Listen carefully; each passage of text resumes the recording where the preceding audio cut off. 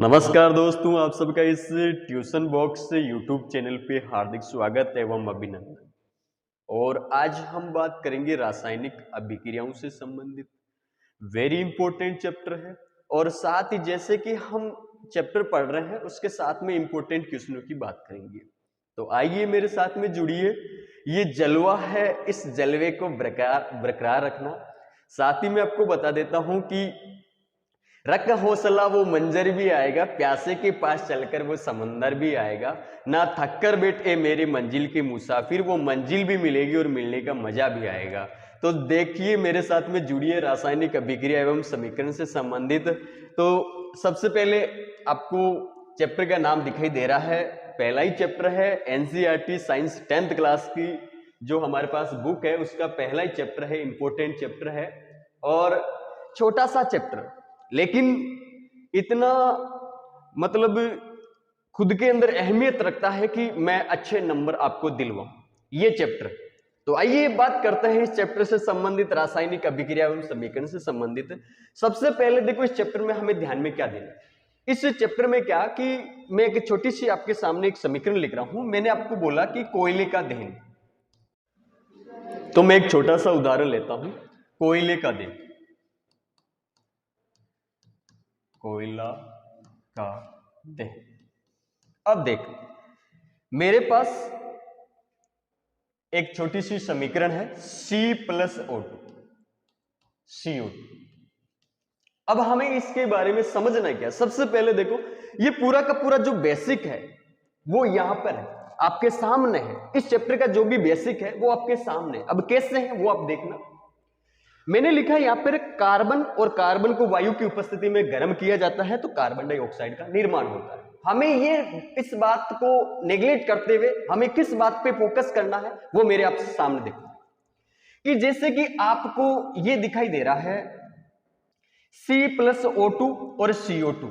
ये जो इस में यहां तक एक बॉक्स बनाया है इसे कहा जाता है अभिकारक। अब जैसे कि अगर डेफिनेशन भी पूछ ले कि अभिकारक क्या होता है, तो ऐसे पदार्थ जिसके अंदर परिवर्तन होता है, ऐसे पदार्थ जिसमें परिवर्तन होता है अभिकारक कहलाता है। ठीक है, ये तीर के निशान के बाईं ओर आपको दिखाई दे रहा है, इसे कहा जाता है अभिकारक। दूसरी ओर तुम्हारे पास एक नए पदार्थ का निर्माण हो रहा है, एक नए पदार्थ का निर्माण हो रहा है, इसे कहा जाता है उत्पाद। हम पढ़ने जा रहे हैं रासायनिक परिवर्तन के बारे, जिसमें एक नए पदार्थ का निर्माण होता है। और यहां पे हमें दिखाई दे रहा है नए पदार्थ के रूप में कार्बन डाइऑक्साइड। तो यहां पे जिसके अंदर परिवर्तन होता है अभिकारक कहलाता है, और जो एक नए पदार्थ के रूप में हमें प्राप्त होता है उसे उत्पाद कहा जाता है। अब हम आगे की बात करें तो यह तो आपको समझ में आ गया होगा कि अभिकारक क्या होता है और उत्पाद क्या होता है। तीर के दाईं ओर होता है उत्पाद, यह भी आपको ध्यान में रखना है। अब मैं अभिक्रियाओं की बात कर रहा हूं और हमारे सामने अभिक्रिया कौन कौन सी है। तो रासायनिक अभिक्रिया, रासायनिक अभिक्रिया एनसीईआरटी 10th क्लास की मैं बात करूं तो उसमें जो हमारे लिए इंपॉर्टेंट जो अभिक्रियाएं हैं वो है, पहली है संयोजन अभिक्रिया, संयोजन अभिक्रिया, वियोजन अभिक्रिया, वियोजन अभिक्रिया,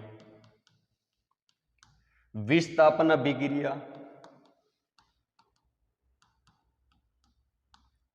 द्विविस्थापन अभिक्रिया,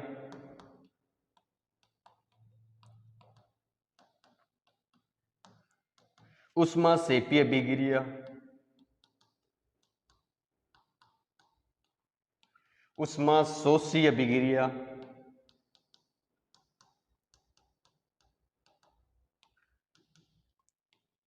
अपचयन अभिक्रिया, उपचयन अभिक्रिया,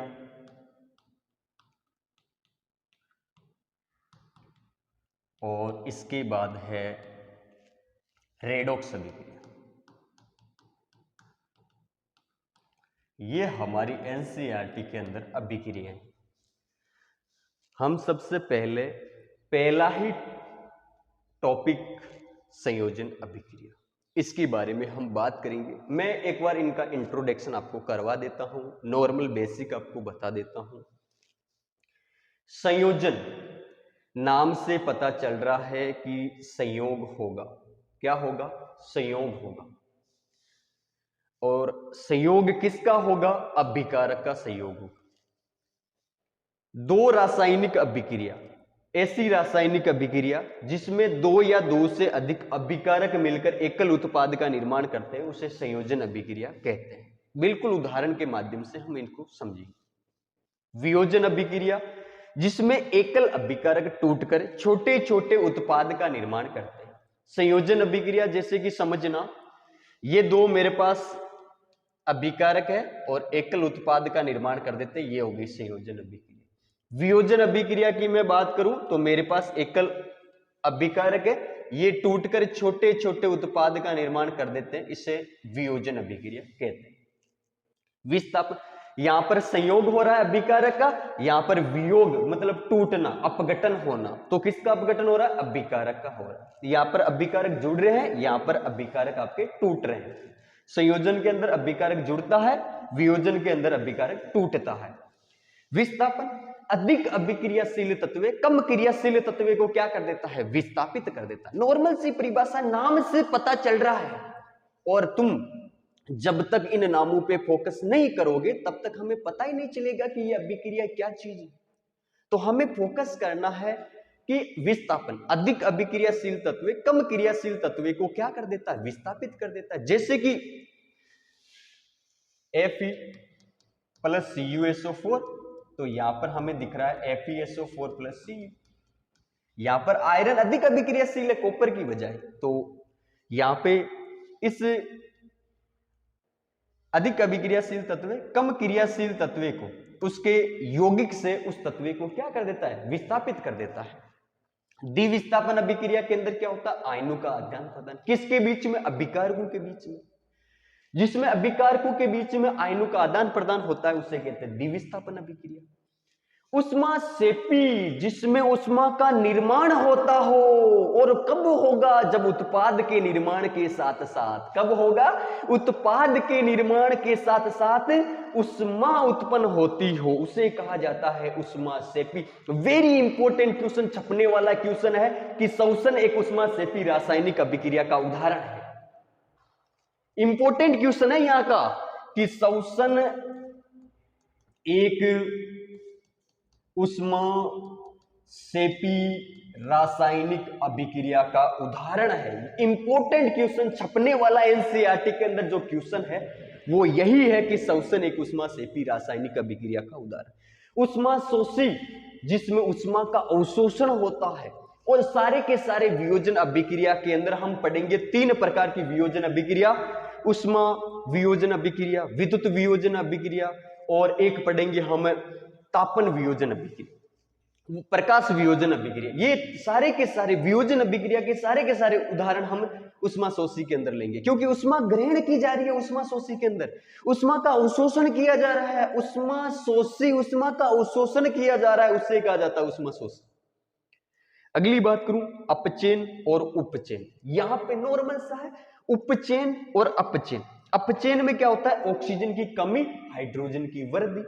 उपचयन में क्या होता है? ऑक्सीजन की वृद्धि, हाइड्रोजन की कमी। और रेडॉक्स अभिक्रिया ऐसी रासायनिक अभिक्रिया जिसमें एक अभिकारक के अंदर उपचयन होता है और दूसरे अभिकारक के अंदर अपचयन होता है, उसे रेडॉक्स अभिक्रिया कहते हैं। नॉर्मल सा बेसिक था। एक नंबर में स्टार्ट कर लेता हूं संयोजन अभिक्रिया। तो आइए मेरे साथ में जुड़ी है कि संयोजन अभिक्रिया। एक बार जिसने भी सब्सक्राइबर नहीं किया है तो वो सब्सक्राइबर करें, लाइक करें और कमेंट करके बताएं कि किस प्रकार का हमें वीडियो लगा। और कोई भी तुम्हारा डाउट हो तो वो कमेंट करके बताना, उसका जवाब हम देंगे। यही तो बात है कि अपनी मां को बोल देना कि तेरी हर एक पसीने की बूंद को हम मोती सा चमकाएंगे, सपना बड़ा देखना, उसे हकीकत करके हम दिखाएंगे, तब जाके बात बनेगी। आइए मेरे साथ में जुड़िए संयोजन अभिक्रिया। संयोजन अभिक्रिया। अब इसमें देखो, सबसे पहले मैं डेफिनेशन लिख देता हूं आपके सामने। ये तो आपको सब में लिखना है कि वह रासायनिक अभिक्रिया, वह रासायनिक अभिक्रिया, ये तो सब में लिखना है। इसके बाद में देखो कहां से, इसकी मेन डेफिनेशन क्या है, दो या दो से अधिक, दो या दो से अधिक अभिकारक मिलकर, अभिकारक मिलकर एकल उत्पाद का निर्माण करते हैं, एकल उत्पाद का निर्माण करते हैं, उसे संयोजन अभिक्रिया कहते हैं। ये हो गई तुम्हारे सामने डेफिनेशन। अब देखो, दो अभिकारक कौन से, मेन बात क्या है, अभिकारक। दो अभिकारक कौन से, अभिकारक जैसे C+O2, ये हो गया CO2। दूसरा देखें H2O, H2+O2, जल का निर्माण, और यहां पे क्या, ये तो सॉरी, जल का निर्माण H2, अभिकारक मिल गया H2+O2, तो ये हो गया H2O। ये हो गया तुम्हारे सामने संयोजन अभिक्रिया के उदाहरण। ये हो गई डेफिनेशन, नॉर्मल सी है। संयोजन अभिक्रिया किससे कहते हैं, पूछा जाता है, उदाहरण बताइए। या यहां से क्वेश्चन ये भी पूछा जाता है कि संयोजन अभिक्रिया वियोजन अभिक्रिया की विपरीत कैसे है, ये क्वेश्चन भी पूछा जाता है। तो आपको बताना है उसमें क्या होता है। वियोजन अभिक्रिया के अंदर एकल अभिकारक टूटता है, और यहां पर देखो अभिकारक जुड़ रहे हैं, अभिकारकों का संयोग हो रहा है। तो जहां पे संयोग होता है और एकल उत्पाद का निर्माण होता है, वहां पर आप संयोजन अभिक्रिया करो। नेक्स्ट वियोजन अभिक्रिया ले लेता हूं, नॉर्मल सी है। आगे देखिए, वियोजन अभिक्रिया, वियोजन अभिक्रिया। और वियोजन अभिक्रिया के अंदर क्या होता है कि एकल अभिकारक टूटकर, एकल अभिकारक टूटकर छोटे छोटे छोटे छोटे उत्पाद का निर्माण करते हैं, उत्पाद का निर्माण करते हैं। उसमें तो अभिकारक जुड़ रहे थे संयोजन अभिक्रिया के अंदर, इसके अंदर अभिकारक टूटता है। कैसे, जैसे कि उसमें वियोजन अभिक्रिया का उदाहरण बता रहा हूं, कैल्शियम कार्बोनेट है, जो आपके calcium oxide plus carbon dioxide का निर्माण होता है। विद्युत वियोजन अभिक्रिया का उदाहरण बताओ, PbNO3 का होल ट्वाइस, तो PbO plus NO2 plus O2। प्रकाश वियोजन अभिक्रिया का उदाहरण बताऊं तो AgBr, तो Ag प्लस Br2।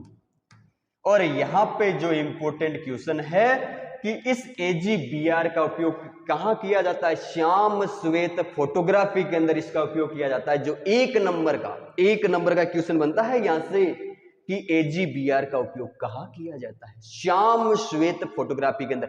NCERT के अंदर बड़े बड़े अक्षरों में लिखा हुआ है कि श्याम श्वेत फोटोग्राफी के अंदर किसका उपयोग किया जाता है, तो AgBr का। ये है आपके छपने वाला एक नंबर का क्वेश्चन कि श्याम श्वेत फोटोग्राफी में किसका उपयोग किया जाता है, AgBr। इस प्रकार के क्वेश्चन आएंगे। और ये आ गई कि संयोजन अभिक्रिया वियोजन अभिक्रिया की विपरीत कैसे है। संयोजन अभिक्रिया के अंदर तो क्या होता है, संयोजन के अंदर अभिकारक का संयोग होता है, वियोजन अभिक्रिया के अंदर अभिकारक टूटकर छोटे छोटे उत्पाद का निर्माण करते हैं। उदाहरण ये हो गया आपके उष्मीय वियोजन अभिक्रिया का, उष्मीय जिसमें उष्मा के कारण एकल अभिकारक टूटकर छोटे छोटे उत्पाद का निर्माण करते हैं। परिभाषा भी बता सकते हैं। ये हो गया आपके विद्युत या तापन वियोजन अभिक्रिया, जिसमें ताप के कारण एकल अभिकारक टूटकर छोटे छोटे उत्पाद का निर्माण करते हैं। ये हो गया प्रकाश वियोजन अभिक्रिया, जिसमें प्रकाश के कारण एकल अभिकारक टूटकर छोटे छोटे उत्पाद का निर्माण। ये हो गई वियोजन अभिक्रिया। जुड़ रहे हो आप, अच्छी बात है, लेकिन फायदा उठाओ। क्या उठाओ, फायदा उठाओ। आगे देखिए, मेरे साथ जुड़िए। नेक्स्ट जो हमारी अभिक्रिया है वो है वियोजन विस्थापन अभिक्रिया। और विस्थापन अभिक्रिया की मैं बात कर रहा हूं तुम्हारे सामने।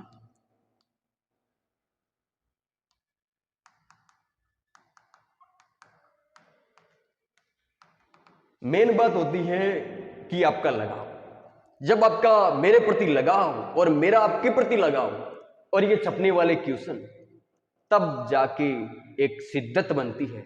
तो बोला जाता है कि आप भी शिद्दत से मेहनत करो, हम भी शिद्दत के साथ मेहनत करें, तब जाके आप उस लेवल तक पार करोगे जो हमें राजस्थान टॉप के अंदर, टॉप 10 के अंदर हमारा भी नाम मिले।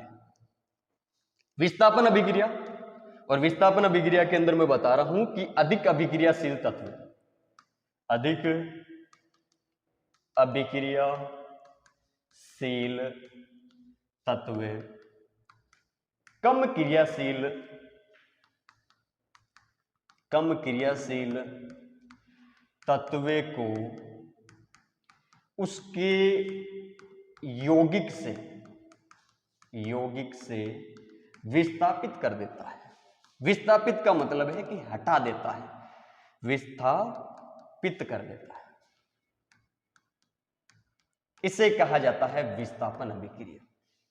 उदाहरण के रूप में, जैसा कि लोहे की कील है, उसको हमने कॉपर सल्फेट में डाला, ये होगी लोहे की कील और ये हो गई कॉपर सल्फेट। तो यहां पर ये कॉपर है, ये इस आयरन से कम अभिक्रियाशील है, और अधिक अभिक्रियाशील कौन है? ये आयरन है। तो ये आयरन क्या करेगा? कॉपर को विस्थापित कर देगा और CuSO यहां पे क्या बन जाएगा? FeSO4 plus C। लेकिन क्वेश्चन ऐसे नहीं पूछा जाएगा बेटा, क्वेश्चन ऐसे पूछा जाएगा कि जब लोहे की कील को कॉपर सल्फेट में डाला जाता है तो कॉपर सल्फेट का जो नीला रंग है वो कैसा हो जाएगा? जो नीला रंग है वो कैसा हो जाएगा? इसका नीला रंग है वो मलिन हो जाएगा, हल्का हरा हो जाएगा। कैसा हो जाएगा? मलिन हो जाएगा। एनसीईआरटी के अंदर कैसा मिलेगा आपको? मलिन मिलेगा, हल्का हरा हो जाएगा। तो ये बात है, और ये क्वेश्चन ऐसे ही पूछा जाएगा कि लोहे की कील को जब कॉपर सल्फेट में डाला जाता है तो कॉपर सल्फेट का जो नीला रंग है वो कैसा हो जाएगा? मलिन हो जाएगा। ये छपने वाला क्वेश्चन, यहां 1 नंबर। इसके बाद आपने देख लिया कि विस्थापन अभिक्रिया किससे कहते हैं कि अधिक अभिक्रियाशील तत्व कम क्रियाशील तत्व को उसके यौगिक से विस्थापित कर देता है, उसे कहा जाता है विस्थापन अभिक्रिया। और भी इसके उदाहरण लिख सकते हो कि जैसे कि Zn प्लस CuSO4, तो ZnSO4 प्लस Cu। जिंक भी अधिक अभिक्रियाशील है। और भी आपके बता सकते हो Zn प्लस H2SO4, तो ZnSO4 प्लस H2। इस प्रकार से बहुत सारे उदाहरण हैं, लेकिन हम मेनली बात कर रहे हैं उस अंतिम एग्जाम के पड़ाव की ओर चलते हुए। हमें उस टॉप 10 के अंदर हमें हमारा नाम दिखाना है, इसलिए आइए द्विविस्थापन अभिक्रिया की मैं बात करता हूं। द्विविस्थापन अभिक्रिया, और इस द्विविस्थापन अभिक्रिया के अंदर क्या होता है? देखिए, अभिकारकों के बीच में आपको वो तो लिखना है वे रासायनिक अभिक्रिया, ये तो सब में लिखना है, लेकिन आपको इसमें मेनली बात क्या करनी है? बात करनी है कि अभिकारकों